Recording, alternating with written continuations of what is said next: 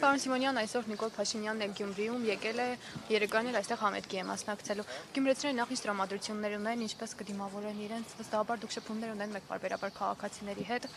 Ինչ են կարծում գյումրեցիները։ Ինձ քիչ է հետաքրքրում այսօրվա տեղի ունեցող համերգը, այս պահին ստորագրահավաք է նախաձեռնված եկեղեցու մուտքի մոտ, ես գնում եմ ստորագրեմ, որպեսզի չհետապնդվի էլ մեր սրբազանը։ Ամենակարևոր հարցը այս պահին իմ համար դա է։ Իսկ ինչ շոուներ են կազմակերպվում, ինձ շատ քիչ է հետաքրքրում, կարելի ասել ընդհանրապես չի էլ հետաքրքրում։ Ստորագրահավաքը քրեական վարույթը դադարեցնելու պահանջով է, թե խափանման միջոցը փոխելու պահանջով։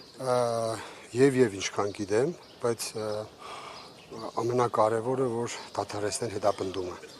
Այդ հետապնդումը երբ որ դադարում է, դա այդ քրեականին էլ է վերաբերում, խափանման միջոցին էլ, կարևորը մթնոլորտն է, այսինքն մարդը գլխի մեջ իրեն փոխի, հասկանա, որ չի կարելի եկեղեցականին հետապնդել։ Եթե դա փոխվում է մարդու գլխու մեջ, ուրեմն ամեն ինչ կկարգավորվի։ Եկեղեցու դեմ արշավն ամեն դեպքում շարունակում են իշխանությունները, հիմա էլ քրեակատարական հիմնարկներում են խոչընդոտում հոգևորականների աշխատանքը նախանայել բանակում էին խոչընդոտում, ըստ ձեզ ինչ հանգուցալուծում պիտի ունենա։ Նախընտրական իրենց կետերից մեկը նաև դա է, որ պիտի սկսեն Վեհափար Հայրապետին, ինչպես այնտեղ գրված է, հանգստի կոչեն եւ նոր կաթողիկոս ընտրեն։ Տեսեք, սա հայազգի ամոթն է եւ դատապարտելի է։ Երբ որ երեխա ժամանակ ֆիլմեր ենք նայում, կամ որովիցե գիրք ենք ընթերցում, որտեղ կար հայոց եկեղեցու հանդեպ ոտնձգություն, մենք ինքներս մեր երեխա հալով մտածում ենք, որ այդ ինչ տիպի մարդիկ են դրանք, որ փորձում են հետապնդել մեր եկեղեցուն եւ եկեղեցականին։ Միանշանակ դա բոլորիս ամոթն է, մեր հայ ազգի ամոթն է եւ պետք է դադարեցվել, քանի որ առաջիկայում ընտրություններ են, հայ ազգը պետք է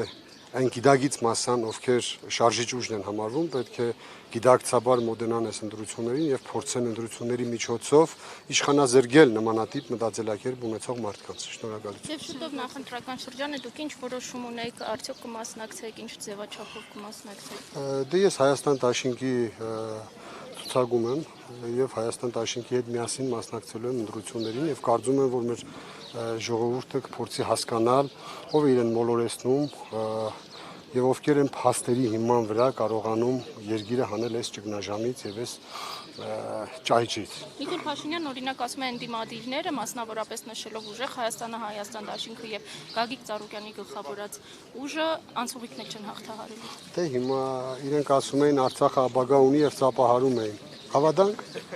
յուրաքանչյուր իրենց խոսք չի կատարվել։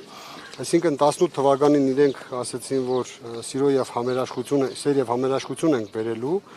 եւ շատ կարճ ժամանակ անց փաշանեցին սևերի եւ սպիտակների։ Այ օրինակ ձեր ընտանիքում, եթե ձեր ընտանիքի հայրը առավոտ կանուխ վեր կանա եւ ասի, ով այսպես չի մտածում մեր հայատում, որ այս ծառը այսպես լինի, ուրեմն նա սև է, ով չէ սպիտակ։ Համոզված եք, չէ, որ բոլորս որ երկրորդ օրվանից սկսվելու է ձեր ընտանիքի մեջ անախորժություններ, քանի որ մի մասը սևերի 10-ին 10-վեց, մյուս մասը սպիտակների։ Հետո եկավ 21 թվականի ընտրությունները, այդ իր